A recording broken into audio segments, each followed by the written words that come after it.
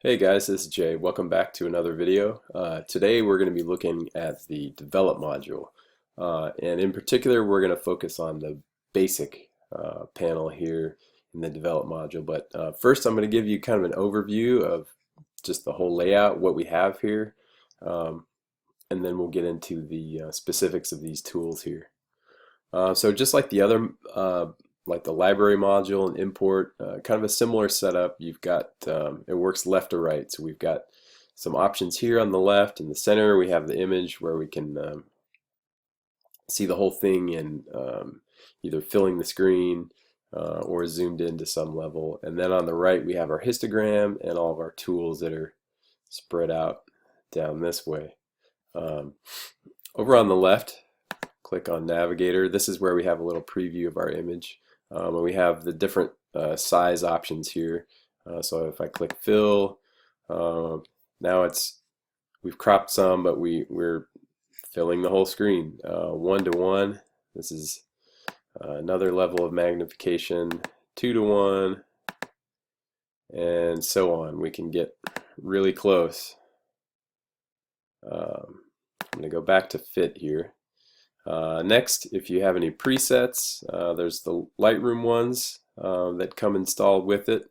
You can see here I've got a whole ton of VSCO presets that I use sometimes for, as I said before, for specific colors that I want out of it, for a look and feel that simulates film stocks that I use when I shoot analog.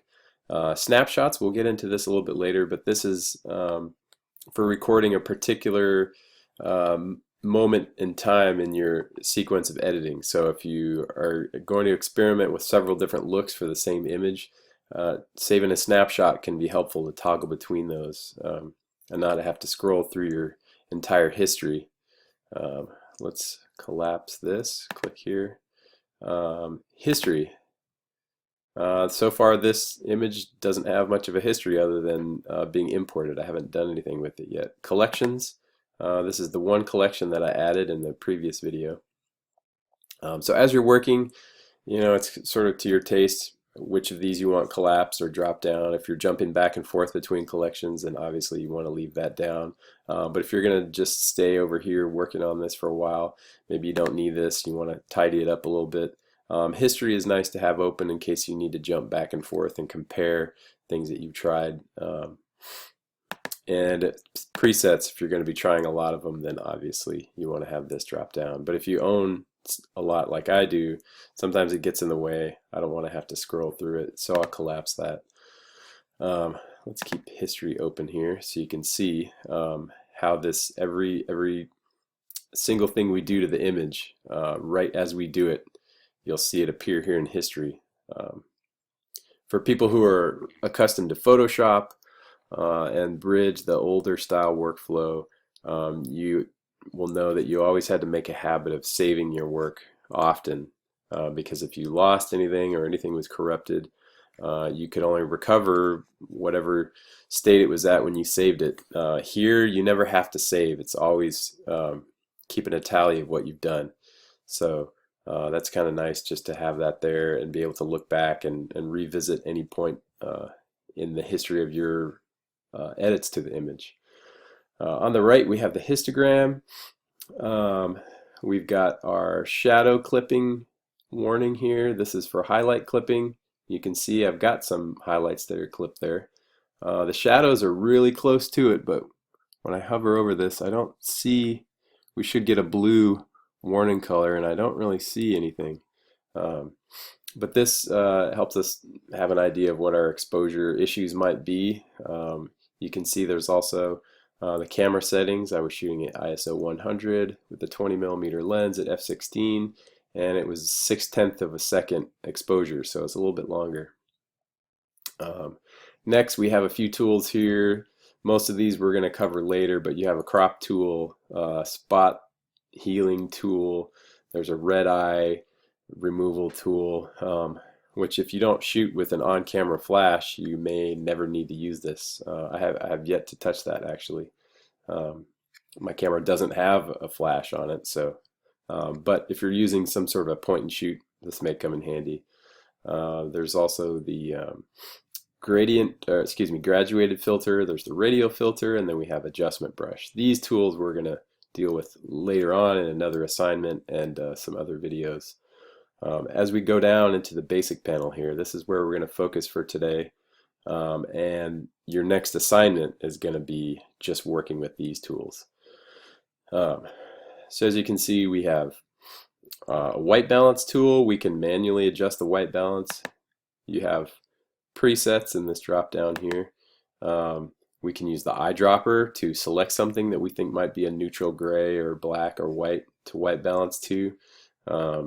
This comes in handy if you're shooting, if you have test images with like a color checker or a gray card. This can be handy.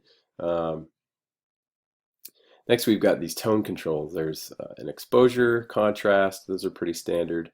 And then these four right here basically break down.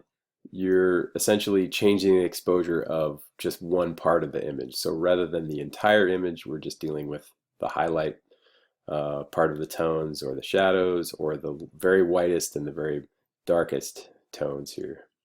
Next, under presence, we've got clarity. Clarity, it gives the appearance of extra sharpness, but what it really does is just add contrast to the midtones. Vibrance works kind of in a similar way. It adjusts the saturation of the image, but not all of the colors. It adjusts only the saturation of the least saturated colors. So it's a way to kind of add or subtract some punch from just the more subtle colors in your image. And then saturation adjusts all of the colors in the image. So one distinction that I think is helpful to make when you're thinking about how to retouch an image is the issue of global adjustments versus local adjustments. Global adjustments are the kind that when you make a global adjustment, it affects every tone, every pixel in the image, versus local adjustments where you're trying to really just affect one particular area of the image. And it could be with varying degrees of specificity. It might be a really tiny area. It could be, a bigger chunk of the image, maybe a whole corner of it. But it's more targeted than a global adjustment that affects everything. So an example of a global adjustment would be if I change the exposure in this image. When I move the exposure slider this way, I'm increasing the brightness of all of the pixels in this image. If I keep going, I could just completely blow it out. But you can see that it's affecting everything. Contrast is another global adjustment.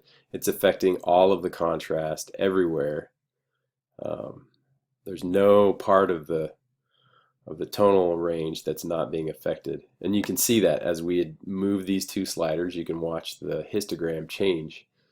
So as we move the exposure slider, watch our histogram. You can see as I move and I brighten it. Right now I've brightened it by almost 2 1/4 stops, and you can watch the tones in the histogram move more and more to the right and kind of pile up over there. If we go to our clipping warning, you can see we still got a significant part that's clipping. So depending on the relationship of the tones in the image to each other, sometimes you may want to use this, and a lot of other times you might not. You might only want to affect just the highlights or just the shadows. If you, let's say the midtones and some other areas you want to leave alone, then adjusting this is not going to help you. You want to target maybe just the highlights, just the shadows, something like that. So these four here are much more of a localized kind of adjustment. So right now, let's see, we know that this is clipping. If we click this, we can leave that clipping warning on. And let's adjust the highlights and see if we can get rid of some of that clipping. So let's go here. And it just took a little adjustment. We brought that down. Haven't really affected much of the rest of this. Let's see what happens. We don't really have, let's keep our shadow clipping warning on. Let's take the black slider, turn it down. Now you can see there's no detail in those blue areas. When we turn off the clipping warning, they're going to be just pure black. Let's unclick that, and you can see that's black. There's definitely no detail in there except for a couple of these little spots. So let's put that back where it was. The shadow, when I look at this image, I think it's definitely very moody right now, but let's see what happens if we open up just the shadows. So we can bring that up. It's affecting our highlights a little bit, so there is some overlap from the highlights to the shadows, whites, blacks. They're not completely discrete from each other. There's some overlap. They're sort of interwoven a little bit. So if I make this adjustment, I may have to come back here and bring this down again. You can see right there to the edge of clipping. We may want to bring up the black level just a little bit since we have quite a bit of black in there. And you can see that this is a much more subtle adjustment than if we just moved the exposure slider. If we moved our exposure slider to get the shadow information where it is now, these highlights there would be more clipping here. We would have less detail, and odds are it would look very harsh. So one of the ways I like to approach these 4 sliders is to help me target specific areas of the tonal range here and bring them into a better relationship to each other. Then if I need to, I feel it's still a little bit too dark or too bright, I can move all of that information up or down a little bit as needed, but I still have mostly maintained that new relationship or ratio between these that I've given it after adjusting these. So let's say I go here to exposure and I say, well, they're pretty close to where I want them in relation to each other, but I want the whole thing a little brighter. I can do that. I see I got my clipping back again, so I'll have to give this another little nudge down. Didn't take much. And that's far preferable to just a simple change of exposure. So let's go back over here to history. You can see these are all the things that we just did to the image, and you get a little preview of what the image looked like at each of these steps. So if we go back here, look at this preview of our very first adjustment where we moved the exposure slider up by almost 3 stops. You can see that it's much harsher and we're lacking a lot of highlight detail compared to what we have here in our more subtly adjusted version. Even here, where we basically had zeroed out our exposure and highlights, and we just adjusted the shadow level, it's a little too dark. We've got it's very high contrast. What we've done here still has a lot of contrast in it, but we have detail in the darker areas, even up here. We've got some detail out here in the highlights. If I had taken a handheld light meter and metered the very darkest parts here and the very brightest highlights here, I can imagine it would have been quite a long range. More f-stops than my camera could handle. Even shooting on something with a lot of exposure latitude like color negative film, we would have struggled to have lots of shadow detail here and our highlight detail.